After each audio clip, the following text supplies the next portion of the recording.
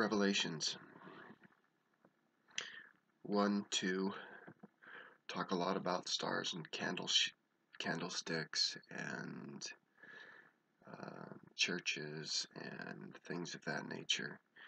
Little simple information to be able to know what it's talking about there is the stars are 7 stars and 7 candlesticks, 7 fractionalizations that take place in the Church of the Firstborn. Now, the Church of the Firstborn is a different church.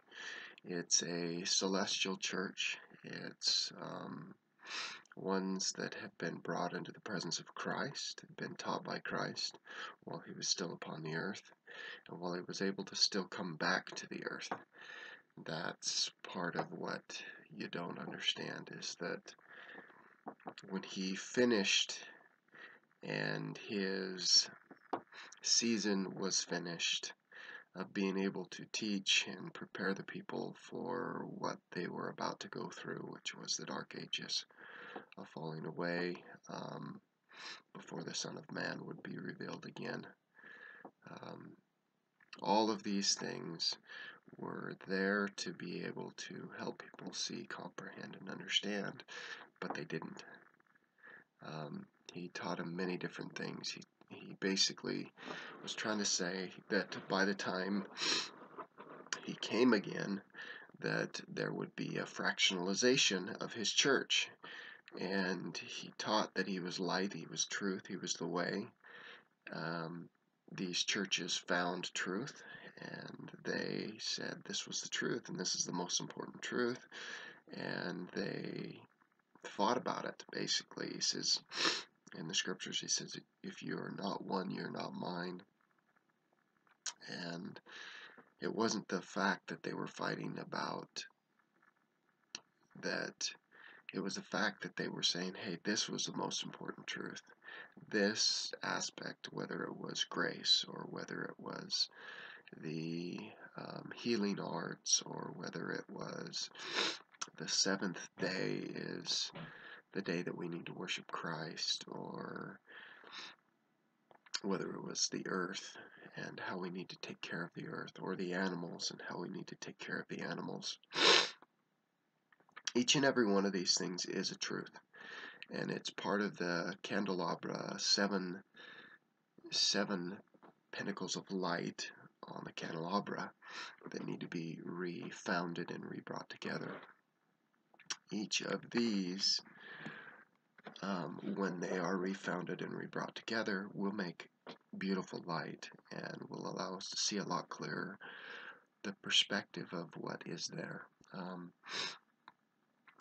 Christ, in the Last Supper, he said something that was so astounding that it goes right in one ear and right out of the other. He says, there are many among you here that shall see me coming again in the clouds of glory. So, to basically sum up what he was saying, is he was saying that there are some that would not die. Some that had been brought into his presence and given the gift of translation.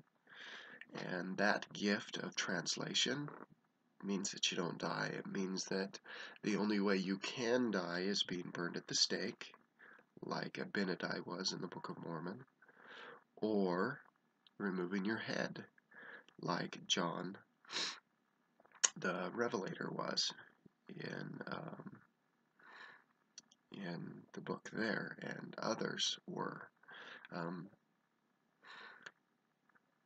Abinadi was burned, but there's other ways to do it, but these two are pretty well solid. And that's why they fear these things. That's why they've hidden in fears, because they've figured out a way to remove them from off the face of this earth. And they always force them to say, we'll let you live if you'll deny the Christ. And many of them will not. And praise them that do not. This is something that takes place and happens. But as you understand that this fractionalization of these churches was there so that when the servant came forth and brought forth more light and more truth and established the seventh star, which there was fractionalization of seven, but two of them combined, and I think the two that combined were the earth and the animal kingdom, the protection and the valued situation there. They combined and left room for another star to be born. Well, this other star that was born was a new church, and it brought forth pure light, pure truth, and pure understanding in it. But these entities that were translated, that were left upon the earth, went after this head, and they removed him from off the earth.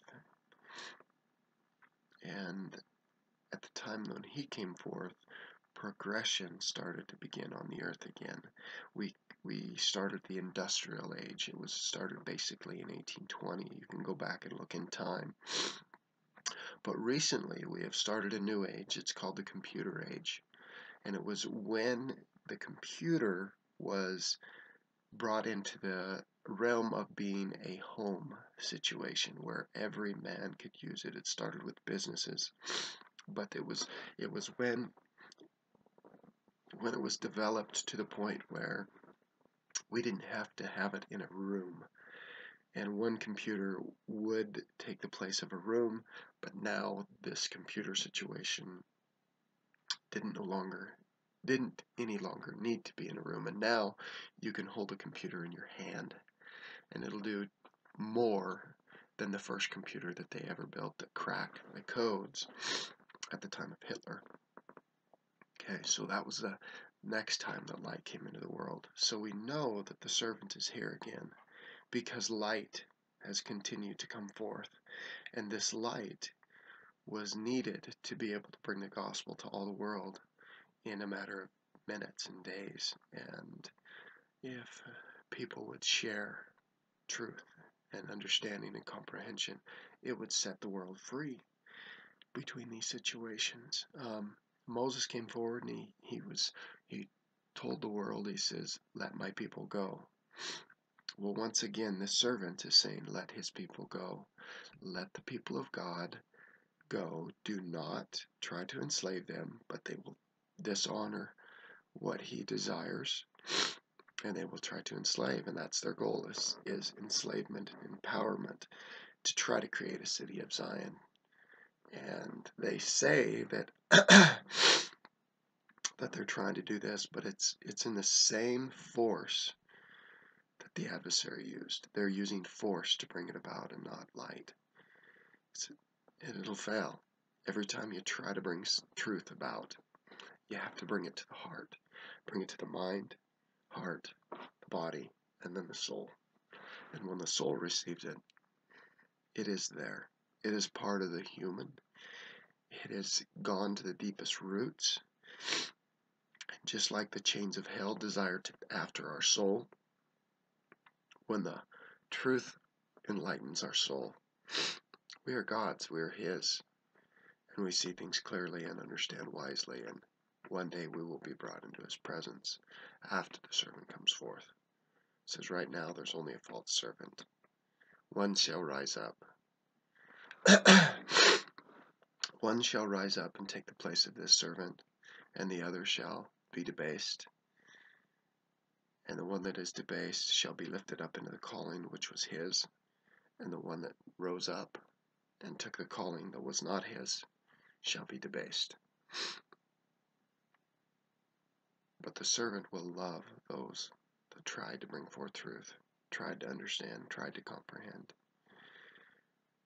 They are trying to build the city of Zion, but they're trying to do it in force, and this is the wrong way to go about it. The wrong situation, and it will never work.